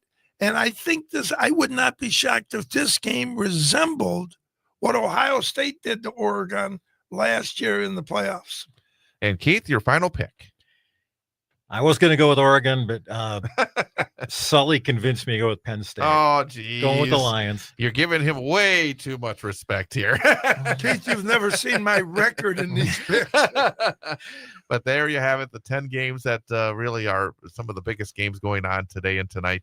And Keith, before we wrap it up again, you're here representing Zillman's. Anything you want to wrap up to finish things up with our discussion here today? Well, it's we've been around for a long time, and it seems to be one of the Wausau's hidden secrets. We have people come in all the time that have lived in this town for 30 years and still had never been in the store. All of our beef is choice grade. We hand cut you a steak. Our burger is ground fresh every day from whole muscle, and it's also used in 4 different restaurants around town. It's used at the Hilton. It's used at the West Sider. It's used at Sunrise, and it's used at Chatterbox. Fantastic. And from our perspective, Keith, we're able to donate about $1,200 to local charities. And we're able to do that because of what Zillman's has done, sponsoring the show and our other sponsors. And so for that, I wanted to give you a big shout out. And I know you guys have been very supportive of those kinds of ventures.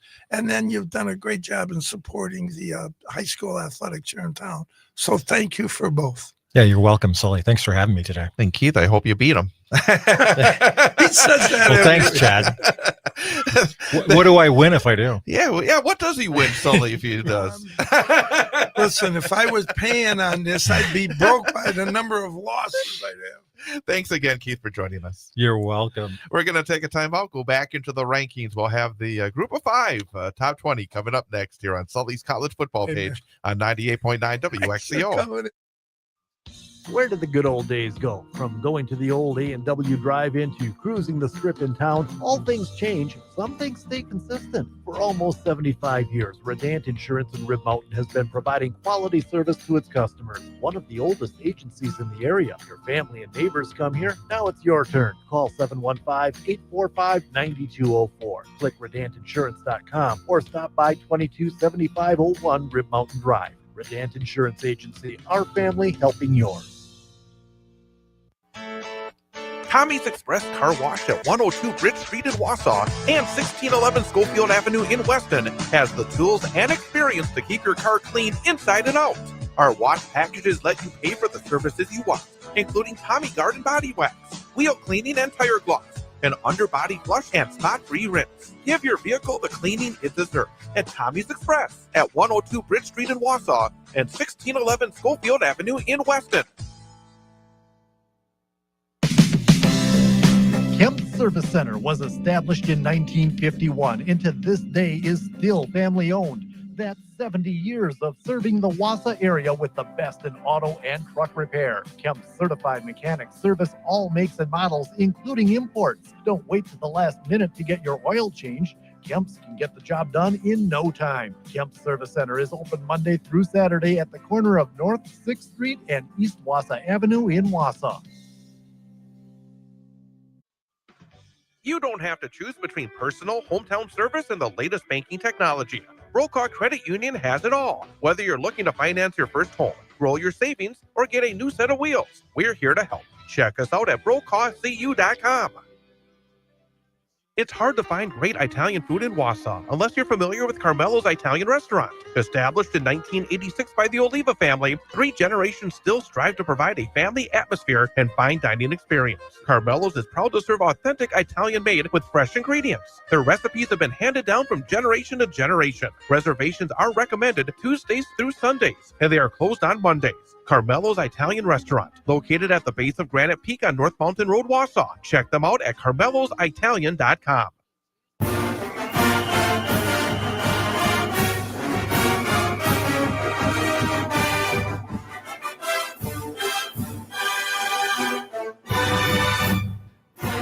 And welcome back. It's Sully's college football page on 98.9 WXCO, online at WXCO.FM, mobile devices, and Alexa by searching WXCO, and on the Civic Media app.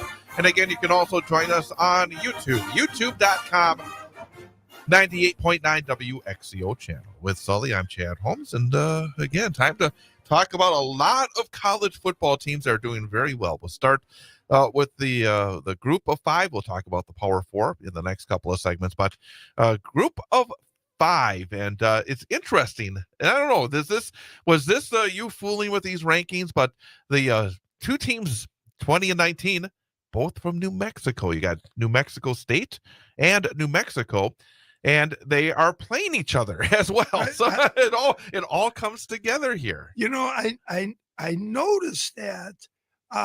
Right at the end, because we had Mexico State, who's 2-1, and you know, they're coming off. Both teams are coming off bye weeks, but they are both playing at pretty high levels.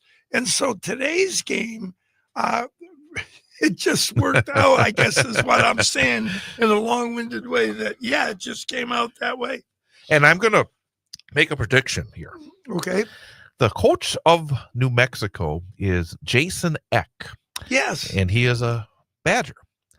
I predict that Jason Eck will be the next head coach of the Wisconsin Badgers. You think so? You mark that down at some point here, whether it's this year, next year, the year after. Jason Eck will be the next head football coach of the University of Wisconsin. Okay. So we're going to remember that.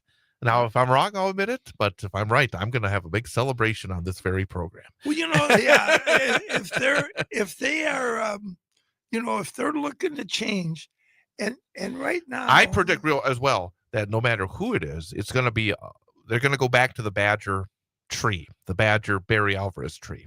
Interesting. I think because it failed miserably.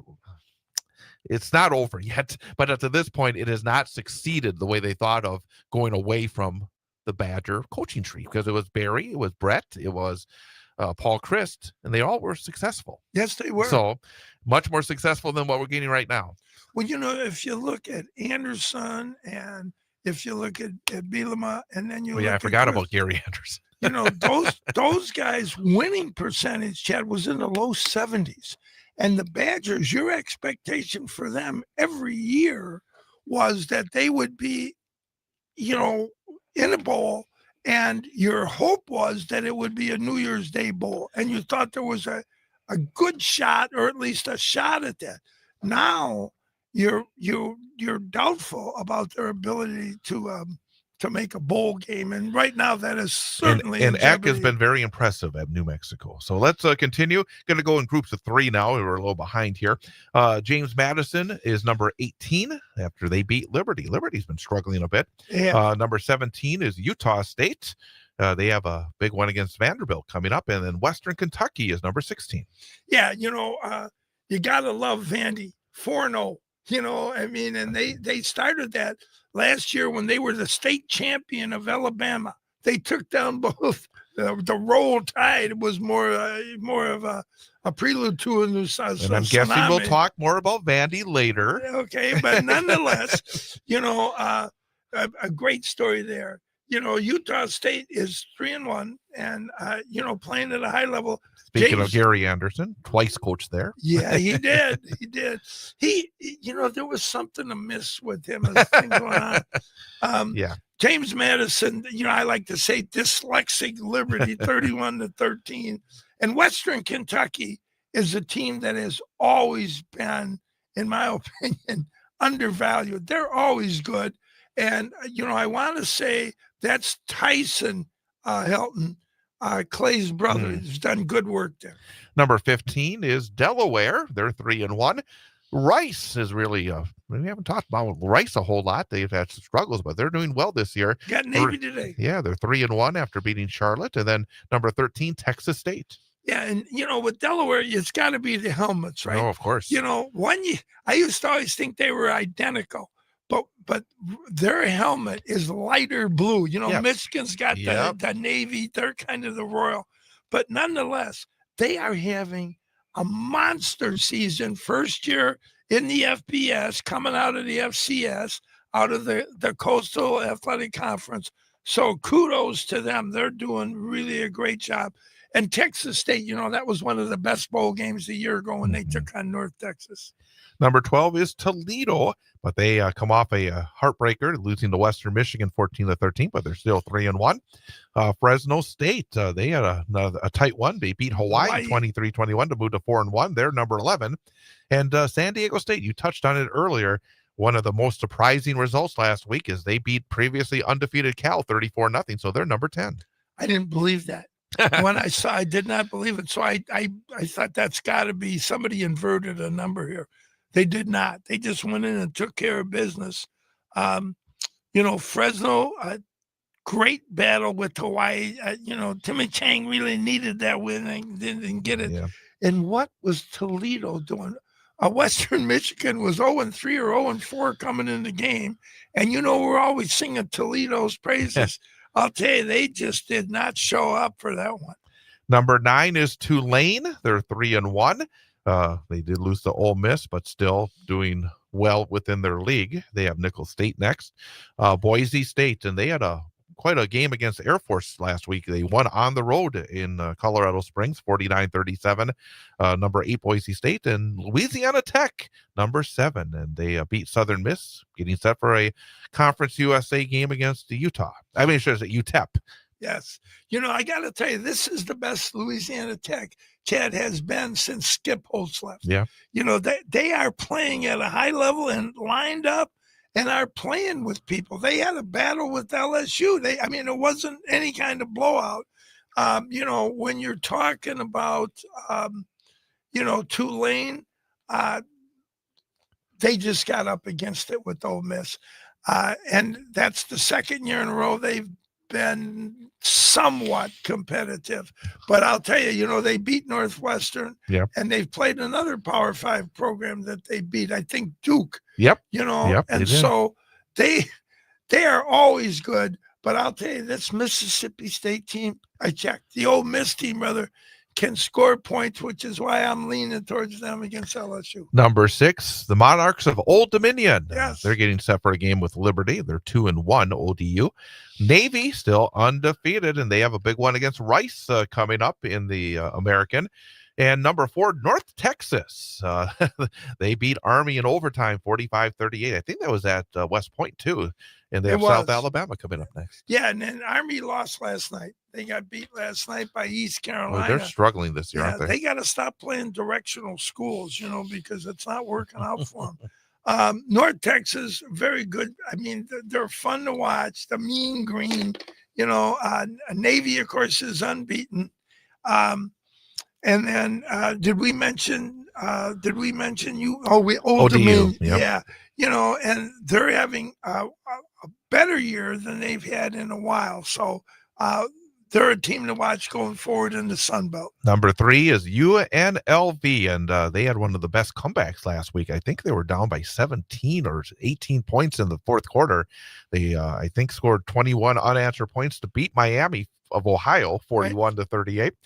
South Florida is number 2. 3-1, and they've had some really impressive wins this season, to say the least, against Boise and also Florida. And Memphis, another comeback. I mean, the game that really they should have lost. Arkansas had that game well in hand and let it slip away. And unfortunately for Sam Pittman, he's had a few too many of those. But Memphis still undefeated and number 1. Yes, if you start with UNLV, you could see after the game that Chuck Martin, the coach at Miami, was distraught with the fact that I don't believe let it get away. Yeah, they really did. They should have had that. And UNLV, that's Danny Mullen. They're 4-0. So Barry Odom was there and kind of got that going the right direction. And I'll tell you, Danny Mullen's kind of riding the wave that Barry Odom created. South Florida really ran into it against Miami. Miami is so much better than the teams they played defensively. And those guys that come off the edge, Chad, that defensive line because of them is really difficult to deal with. And Memphis, they found a way against old Sammy's team. And really, Arkansas, in another universe, would be 4-0. I mean, they were driving against Ole Miss to win it, and they fumble, and then they did it again against Memphis. Shouldas and wouldas lead to unemployment lines. My favorite line there was when people were telling Adolph Rupp, the old basketball coach at Kentucky, you really need to play more zone. Kentucky fans, they're the most knowledgeable in the country. They think that if you did that, you'd be winning these ball games. And Rupp looked at him and said, you're right about them. They're smart guys. And the sooner I start listening to them, the sooner I'll be sitting right next to them. Exactly. So that's the top 20 of the group of 5. And coming up next, we'll go to the power teams, the Power 4, and talk about the top 25 there going into this week's action. It's Sully's college football page on 98.9 WXCO. The Mint Cafe, serving old-fashioned American comfort food in a cozy atmosphere. Whether it's breakfast, lunch, or dinner, your choice is the Mint Cafe. Call ahead for carryouts, deliveries to downtown Wausau, and catering is also available. Check them out at mintcafewausau.com. Looking for a part for your vehicle? Look to Hilltop Auto Wrecking in Wausau. Hilltop Auto Wrecking can help you find just about any part you need for your car, truck, or SUV. They have a great selection of auto glass and tires with lots of sizes ready to go. Hilltop Auto Wrecking is always looking to buy vehicles, so if you're stuck with an older junker, you can haul it away for cash. Hilltop Auto Wrecking, family owned and operated for over 40 years at 237-934 Del Rio Road, formerly 6806 North 33rd Street, Wausau. Call 715-675-3258. Are you looking to furnish a new home, apartment, or cabin? Are you looking for quality clothing at a reasonable price? Well, if you are, be sure to stop at St. Vincent de Paul at 131 West Thomas Street in Wausau. Make them your first stop, your one-stop shop for furniture, clothing, accessories, home products, and much more. And remember, St. Vincent de Paul in Wausau is more than just a thrift store. It's a local ministry meeting the needs of our community. Your purchases benefit those in need right here at home. So shop St. Vincent de Paul at 131 West Thomas Street in Wausau, where your purchases benefit your neighbors. Since 1997, Mountain Bay Auto Care has been serving central Wisconsin with top quality and affordable car repair and service. With ASC certified mechanics, stop by 5702 Stella Avenue in Schofield or call 715-355-8646. The warmth of your home is about making memories with family and friends and enjoying life celebrations. At Mensner Hardwoods Marathon, they understand the importance of bringing warmth to a place you call home. For over a century, their fifth-generation family business has been creating beautiful woodwork for the home and office, just as they have for over 130 years. Mensner Hardwoods looks forward to providing you with elegant wood products to enhance the beauty of your home or office. Visit them at mensnerhardwoods.com. Mensner Hardwoods, timeless beauty for your home or office. The Eat Fresh Refresh doesn't stop at your local Wausau Subways. When the urge hits, make sure to stop by any of the 4 Wausau Subway locations at 1609 Merrill Avenue, 330 East Bridge Street, 1819 West Stewart Avenue, and 4300 Rib Mountain Drive in Walmart. Catering, remote ordering, curbside pickup, and Subway delivery all available. And make sure to use the Subway app when you need Subway. Subway with 4 Wausau locations. Buck's Golf Shop for all of your golfing needs. Located at 903 Grand Avenue, Suite C8, Rothschild, Wisconsin, 54474 in the Bushka & Bushka Insurance Building on the east side. Specializing in Badger, Bucks, Brewer, and Packer golf-related items. Green Tag sale is 30% off the retail price. Call 715-581-2646 or email wellsgolf@pcpros.net. At People's State Bank, we think checking accounts are like SUVs. That's why we offer more features to fuel your lifestyle. The best part? You can open an account without leaving your driveway. Just visit bankpeoples.com today. Member FDIC, Equal Housing Lender.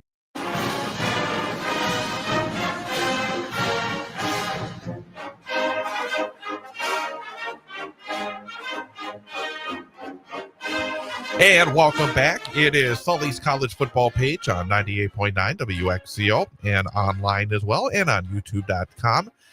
With Sully, I'm Chad Holmes, and it's time to go into the top 25. And as we go into the Power Four, again, it's been some interesting teams that have been doing well, and some teams, and actually we'll start right at the bottom because a team that we're used to seeing in there is Clemson, but we're not because Syracuse is in there. Syracuse went down to Death Valley, defeated Clemson 34-21 last week, now 3-1, and they cracked the top 25.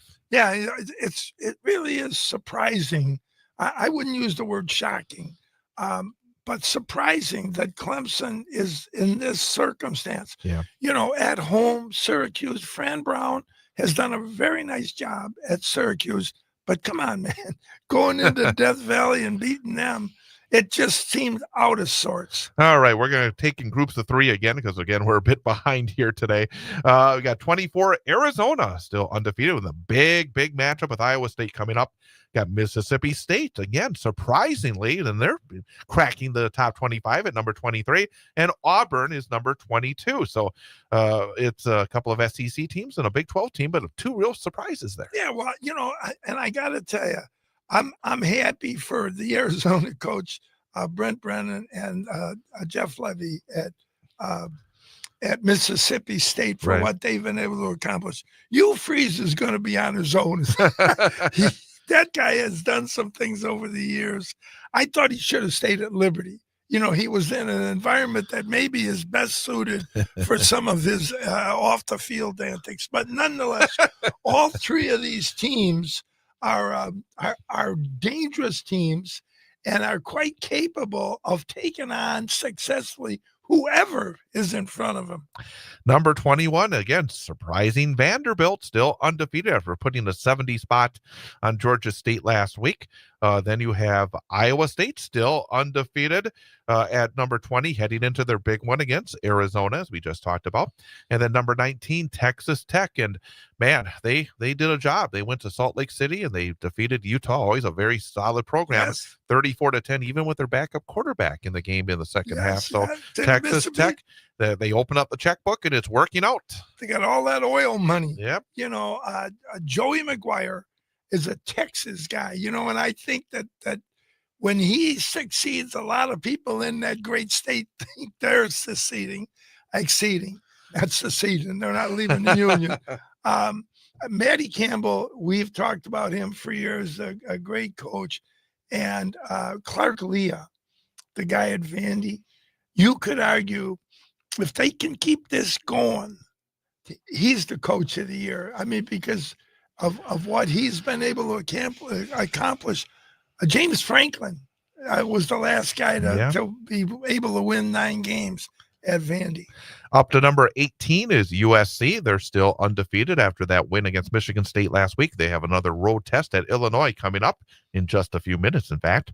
Number 17 is Michigan. I'm sure they're enjoying the bye week more than the Badgers are after that big road win against Nebraska. They get set for Wisconsin next week. And number 16, Ole Miss. And again, Lane Kiffin continues to be somebody to keep an eye on. They're 4-0, number 16. Real quickly about Lane Kiffin, I heard a rumor this week, one of the stories, that perhaps Florida will be thinking about bringing him in. There's been talk about that for years, you know. I mean, Kiffin at heart is a beach boy, and if he can't be on the West Coast, then he'll be on the East Coast. But yeah, Chad, that's been said for a lot of years. And, you know, I've knew a few guys from Florida over the years who worked up here for several months, and I'd reconnect with them. The Florida fan base would rather lose a game 50-49 than win one 10-9. So he would be perfect, right? He would be a guy they would get after. And then, you know, I've been calling Michigan and SC the Dark Sisters. Those two, I'll tell you, very dangerous teams. One of them features the offense, and the other one really features its defense. And right now, both those sides of the ball for those respective teams are clicking. They are stopping the run, and they are able to move the ball down the field. Number 15 is Mizzou. Missouri is 4-0. They had to battle South Carolina last week, but boy, they find ways to win every single week, 29-20. A little bit of a breather against winless UMass coming up next. 43-point favorites are Missouri. Yeah, they should be all right in that game. Number 14, Alabama, getting set.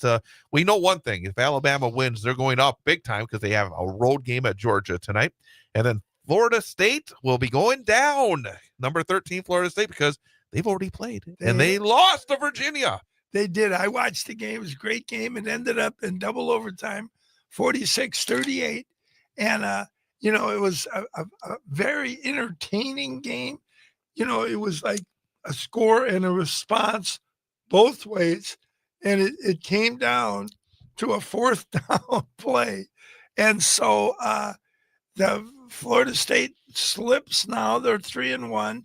UVA is having a great year. And, you know, that's the former Clemson assistant, Tony Elliott. He needed this. You know, they've been struggling there. And I'll tell you right now, they look really good. Bama is up against it today. We know that. And Eli Drinkwitz, maybe right now the most effective, unheralded coach in the country. He just finds ways to win games. Come here. I want to ask you a real quick question. Do you like overtime in college football in the sense that I think it's entertaining, but in terms of ultimately, because you got to be in the top, 16 to be in the playoff. Yes. I think that it changes the game. You start off on the 30-yard line. I think in some ways it's unfair because let's, for argument's sake, say that would have been a tie game. Florida State's in a much better position, but there's this need to have a result. People want a result. I was never all that. I didn't mind ties, to be honest with you. What do you think? Well, I think, first of all, the format is what I hear most people complain about. Because you're changing the whole game. Yeah, you are. It's like hockey. And then especially when you get later, it's a 2-point conversion contest. And it just seems like, well, a team could lose a 2-point conversion contest, and that could knock them out of the playoff. Because if they would have had because you remember Michigan State and Notre Dame, they had a tie game. What would have happened if they had overtime back then? You know, Michigan State would have probably won. You know, I don't think ties are the worst thing in the world. That's a different argument, and you know, I mean, it is what it is. I know it is. It's not going back. You know, I think that I'm with you. I'm not crazy about the format. However, I do think that the protection of the athletes, you know, you're getting further and further. Right. Because we saw, you know, what caused it was that game a few years ago between LSU and Texas A&M. Right. That was like 70 to 64 or whatever. I don't remember Yeah, now. I know. And people are saying, Yeah. given the fact that we're adding games at the end of the season, But this need for a result, I think it skews rankings, because Florida State's going down a lot further now than if they had a tie. Yeah, and the game really was a tie. I mean, ultimately it was a tie, but you have to have a winner or a loser, and that's the way it goes. Number 12, Georgia Tech. They continue to roll. They beat Temple last week. They play Wake this week, and Texas is back to number 11. And is that a little lower than most of the folks? I don't really watch the rankings that much, but it seems like I still think Texas, I think, is a little bit higher in some of the other rankings. I don't know. I try never to look I at know. them because you could be influenced. But at the same time, I'm going to throw a challenge here. Their losses to Ohio State, they went on the road and the number 2 team in the country lost in a 1-score game. Did you penalize them too much? No, I actually I had them at 3 for the immediately after that game. Right. They've dropped because of the way they performed in the game since then. The weaker opponents. Yes, they haven't played anybody other than group of 5 and not real good ones. And so it's been more of a result. If they were winning those games like they won last week, and Manning was playing at the level we all think he should be playing at, which I have to say is a little bizarre, but nonetheless, no, I don't think we punished them per se for the Ohio State game. I think it's been since then where they fell. Yeah. And I hope we don't hear the term Heisman Trophy candidate Arch Manning anymore, because he shouldn't be. He hasn't performed on the field. So publicity is a different thing than performance. So that's my thought. Top 10 coming up next. Here as we wrap up Sully's College Football Page on 98.9 WXCO. Crab River Golf Course in Wausau is a unique 18-hole public course. The relaxed atmosphere and breathtaking Northwood scenery is sure to make your golfing day a satisfying experience. For membership information and tee times, call Crab River Golf Course at 715-675-3044. France Propane at 1153 Foundry Street in Schofield is a local family-owned complete service company serving central Wisconsin for over 2 generations. France Propane is a value-driven company whose goal every day is to provide excellent service, maintain the highest safety, reliability in customer care, and competitive pricing. France Propane, service first, safety always. Check out France Propane at francepropane.com. For over 30 years, Webco has worked with corporations, schools, organizations on their apparel and promotional needs. Webco can handle small quantities to orders in the thousands with a fast turnaround. Webco of Wausau, 1405 West Thomas Street. It's almost Halloween, and Wausau Dance Theater's Thriller, a dance spectacular, is back to thrill audiences once again. Join us Saturday, October 18th at 1:30 and 7 p.m. at the UWSP at Wausau James F. Benega Theater. Come see ghosts, mummies, vampires, and more. Bring the whole family, wear your costumes, and get ready for a frightfully fun performance that will keep you on the edge of your seat. Tickets and info at the Central Wisconsin School of Ballet. Call 715-842-3606 today. North End Pub. Cold beer, clever conversation. All stories cross-referenced for validity. If you're looking for a nice spot to hang with friends, North End Pub will do the trick. Stop in for thirst relief today. North End Pub, North 3rd Avenue, Wausau. Big Fat Designs can give your company the cutting-edge look it needs to attract customers and stand out from the rest. From websites and print designs to logos and letterheads, Big Fat Designs is your effective and affordable marketing solution. E-commerce, online customer database, video and audio players, Big Fat Designs does it all. And the best part, you deal with someone locally to talk with, to meet with, working hands-on towards your success. Big Fat Designs in Wausau. Find out more online at bigfatdesigns.com. Witness the difference at Newman Catholic Schools, where education is embraced by the Christian faith and students are held to a high standard of academic excellence. Schedule a tour and learn what it means to be a Newman Catholic Cardinal. Visit newmancatholicschools.com to learn more.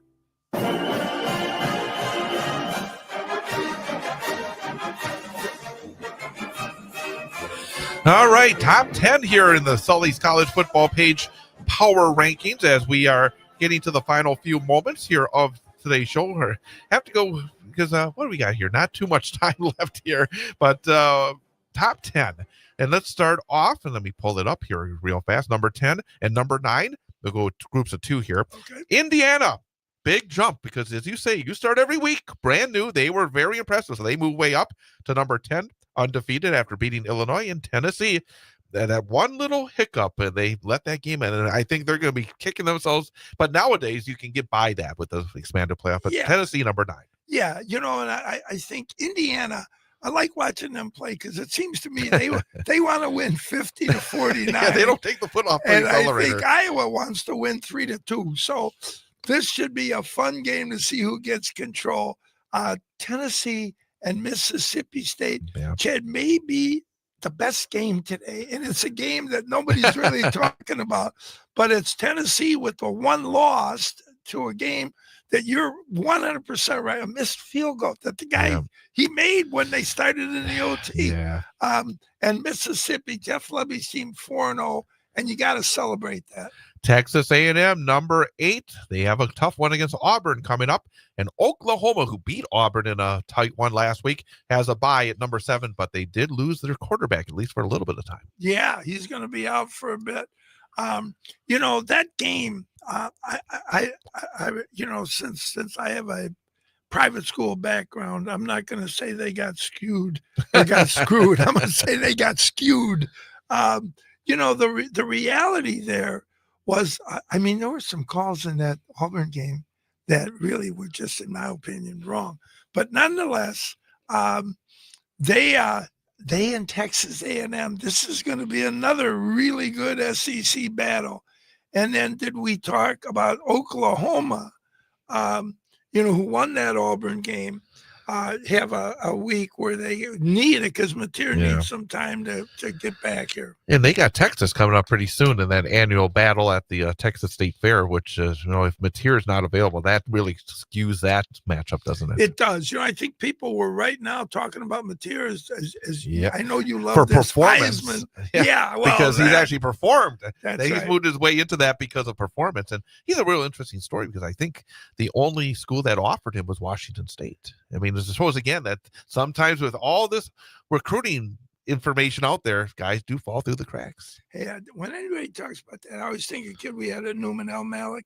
He came to Newman, he was 5'6". He left at 6'6". He was not a very good player, but he ended up playing at the collegiate level. Number 6, Georgia. Number 5, Penn State. Both have massive games tonight. Yeah,